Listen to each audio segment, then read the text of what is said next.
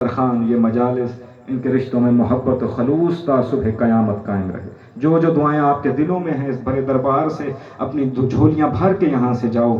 لیکن دعاؤں کو بھول کے بندہ جب ماتم کرے اس کی وہ دعائیں بھی قبول ہو جاتی ہیں جو وہ مانگنا بھول گیا ہو.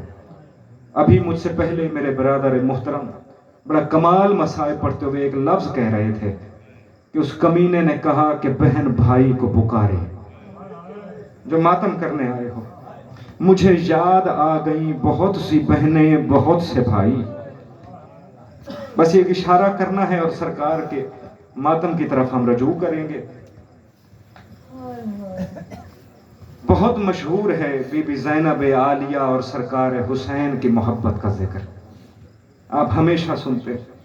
لیکن کچھ اور بہنیں بھی ہیں, جیسے 28 رجب کو مدینے سے قافلہ چلا. اشارے کر رہا ہوں تاکہ آپ آمادہ ہو جائیں اور ہم ماتم کریں سرکار رضا کا. 28 رجب جب حسین کا قافلہ وطن چھوڑ کے کربلا کی طرف جانے لگا, حسین نے دیکھا کہ سغرا محمل میں بیٹھی ہے. حسین نے جا کے بی بی سغرا کو نہیں اتارا, اکبر کو بلا کے کہا اکبر تیری بہن ہے تو جان سغرا جا. اللہ اکبر. کرتے ہو ماتم زیادہ, اللہ جانے کل کون ہو کون نہ ہو. آج ماتم کر لو. میں بھی آخری مجلس سمجھ کے پڑھتا ہوں, کوئی پتہ نہیں زندگی کا سانس کا کوئی پتہ نہیں. بعض دفعہ آنسو نہیں بھی آتے لیکن ہائے ضرور کر دینا تاکہ عزاداروں کی فہرست میں تمہارا نام آ جائے. ایک بہن سغرا, ایک بھائی علی اکبر, ایک بہن زینب عالیہ, ایک بھائی حسین. لیکن عزاداروں سب سے مظلوم ایک بہن ہے جس کا سن 4 سال کا ہے, اس کا بھائی 24 سال کا ہے. لیکن تاریخ لکھتی ہے 4 سال والی بھی ضعیف تھی, 24 سال والا بھی بیمار بھی تھا, ضعیف بھی. اللہ مان لفظ سمجھو تو ایک اشارہ کرتا ہوں. اور کسی گھر میں کوئی حادثہ ہو جائے, کہیں کوئی فوت کی ہو, کوئی ایکسیڈنٹ ہو, بچوں کو جا کے تسلی دیتا ہے کوئی نہ کوئی بڑا, جا کے سر پہ ہاتھ رکھتا ہے, پیار کر کے کہتا ہے گھبرا نہیں بیٹا ہم موجود ہیں. بچوں کو تسلی ہوتی ہے کہ میرے ساتھ کوئی بڑا ہے. لیکن قسمت سجاد کی اپنی. میں نہ پڑھتا, یہ بڑا سخت لفظ ہے, میں نہ پڑھتا. اگر غیبت میں آج بھی تیرا میرا بیٹھا ہوا امام خون رو رو کے زیارت ناہیہ میں یہ نہ کہتا میرا سلام اس کم سن معصومہ پہ جس کے رخساروں کا رنگ مسلسل تبدیل ہوتا رہا, کربلا سے کوفہ, کوفہ سے شام, جس کے رخسار کبھی نیلے ہو گئے, کبھی زرد ہو گئے, کبھی سرخ ہو گئے. عزاداروں میں نے کہا بچوں کو ہمیشہ بڑے تسلی دیتے ہیں, لیکن جب قافلہ چلا ہے, جب شمر کا دل چاہتا تھا بی بی سکینہ کے رخسار پہ محبت کی کوئی تحریر لکھتا.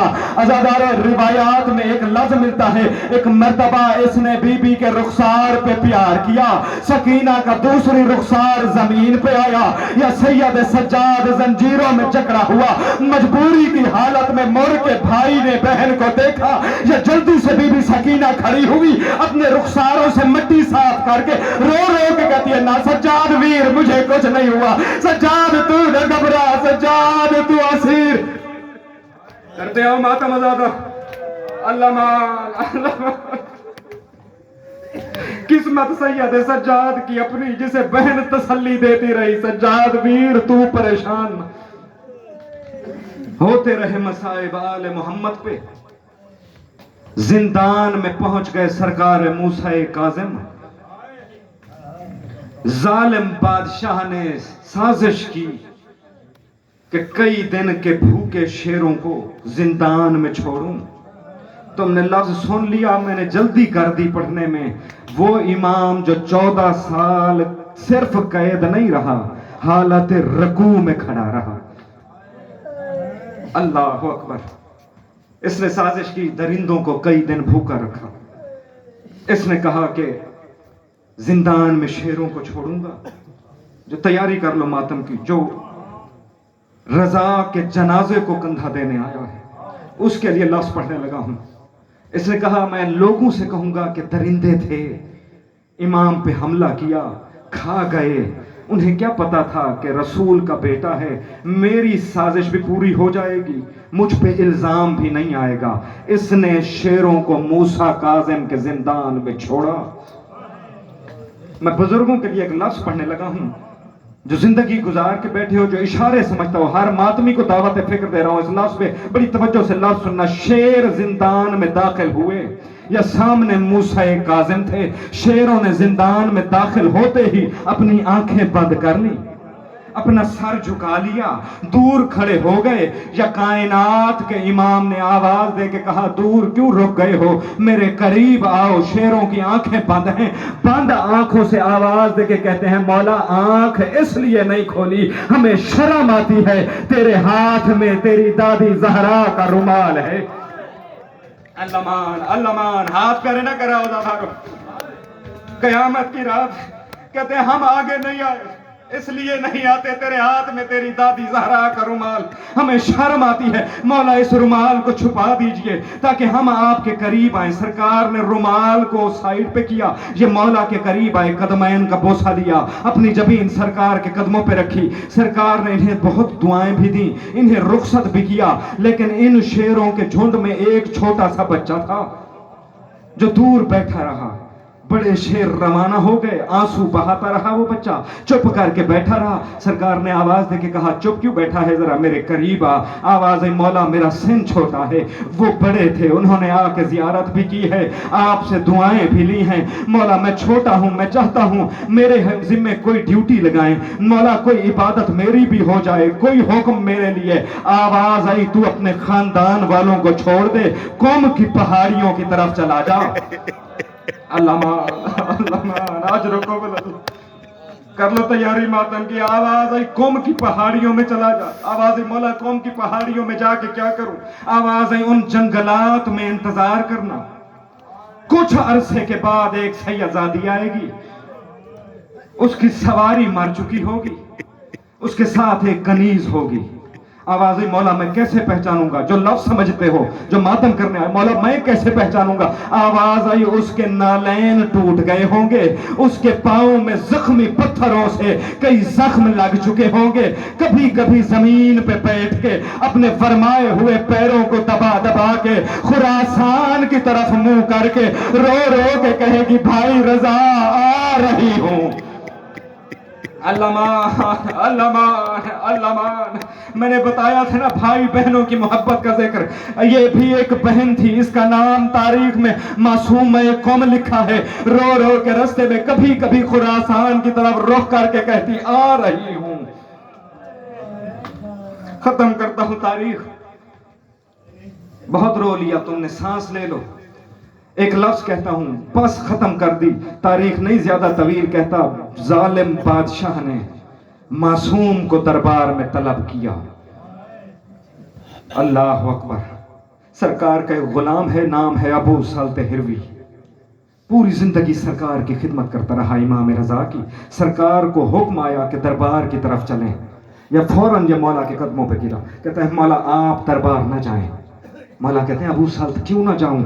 آواز دے کے کہتا ہے، مولا میں نے تاریخ سنی ہے، آپ کے خاندان سے جو دربار گیا ہے وہ صحیح واپس نہیں پلٹا۔ میں نے سنا ہے تیری دادی زہرا گئی تھی، جب وہ واپس آئی تیری پھوپھی نے اسے رو کے کہا تھا، ضعیفہ یہاں سے اٹھ جا، یہ میری ماں کا مصلی ہے۔ اس نے رو رو کے کہا تھا، زینب پہچان میں تیری ماں زہرا۔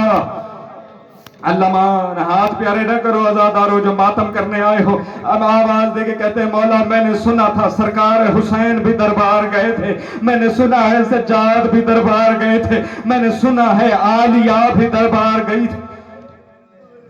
ہے اجازت عزادارو پڑھوں لفظ؟ سرکار نے کہا، ابا سلط گھبرا نہیں، شہادت ہمارا ورثہ ہے، میرا وقت قریب آ گیا، ابا سلط تو بھی میرے ساتھ چل۔ سرکار دربار کی طرف روانہ ہوئے، بالکل قریب آ گیا ہوں، دربار کے دروازے پہ آ کے سرکار رکے، ایک مرتبہ رک کے کہا، ابا سلط تو دربار کے دروازے پہ رک جا، میرے ساتھ اندر نہ جانا۔ ابا سلط رو رو کے کہتا ہے، آقا میں آپ کو تنہا ظالموں کی طرف کیسے چھوڑوں؟ آواز ابا سلط میں حکم دیتا ہوں رک جاؤ۔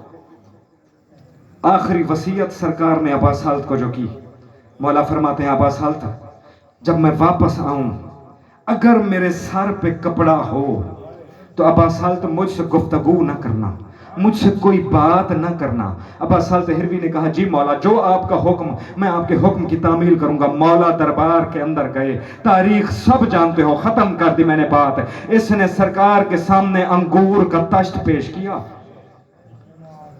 سرکار نے انگور دیکھے۔ جو ماتم کرنے آئے ہو عزادار، یہ لفظ بہتر سمجھ سکتا ہے، ماتمیوں کے لیے ایک لفظ کہتا ہوں۔ سرکار کے سامنے انگور کا تشت آیا۔ یہ سرکار نے اس سے ایک سوال کیا۔ مولا نے کہا کیا میں تیرا اچھا امام نہیں تھا؟ آواز ہے، کبھی میں نے تجھ پہ کوئی ظلم کیا ہے؟ میں نے تیری حکومت میں کوئی رکاوٹ ڈالی ہے؟ یہ کہتے ہیں مولا آپ کی خدمت کے لیے پیش کیے ہیں۔ مولا نے کہا میری خدمت کے لیے پیش نہیں کیے تو اپنے رستے سے مجھے ہٹانا چاہتا ہے۔ یہ کہتے ہیں مولا آپ مجھ پہ شک کر رہے ہیں۔ سرکار نے جواب نہیں دیا، بس انگور کے کچھ دانے لیے۔ انگور کے دانے لے کے وقت کے امام نے انا للہ پڑھی، انا للہ پڑھ کے دربار سے سرکار باہر روانہ ہوئے۔ اب عزادارو لفظ پڑھنے لگا ہوں۔ سرکار دربار سے باہر نکلے، یا ابا سالت نے قدموں کی آہٹ سنی، فوراً اٹھا، مولا کا استقبال کیا۔ اب اس نے سوچا کہ سرکار کو سلام کروں، یا آگے بڑھ کے دیکھتا ہے مولا رضا کے سر پہ کپڑا ہے، سر پہ پردہ دیکھ کے فوراً سلام اس کے سینے میں دب گیا، چپ کر کے کھڑا ہو گیا۔ اب اس کے سینے میں ارمان کروٹیں لیتے رہے کہ میں مولا رضا سے کوئی بات کروں، میں مولا سے پوچھوں مولا اندر کیا گفتگو ہوئی۔ کہتا ہے اسی لفظ پہ عزادارو تابوت آئے گا، تیاری کر لو ماتم کی۔ عزادارو اس نے کہا مولا ذرا سا رکیے گا، میں اسی لفظ پہ برآمدگی کراؤں گا۔ اس نے کہا مولا اندر کیا بات ہوئی؟ یہ سوچتا رہا۔ یہ کہتا ہے میں چپ کر کے مولا کے پیچھے پیچھے چلتا رہا۔ توجہ میری جانب کرنا عزادارو، یہ کہتا ہے میری نگاہ سرکار کے قدموں پہ پڑی، میں نے دیکھا کہ مولا رضا کے قدموں سے زہر کی وجہ سے وہ خون نکل رہا تھا۔ وہ کہتا ہے میں تڑپتے تڑپتے سرکار کو گھر لے کے آیا۔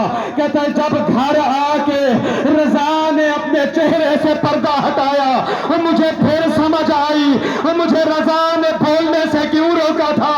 کپڑا ہٹا، میں نے دیکھا رضا کے منہ سے خون، کانوں سے خون، آنکھوں سے خون، مدینے کی طرف رخ کر کے کہہ رہے تھے تقی جلدی آ، تیرا بابا دنیا سے جا رہا ہے۔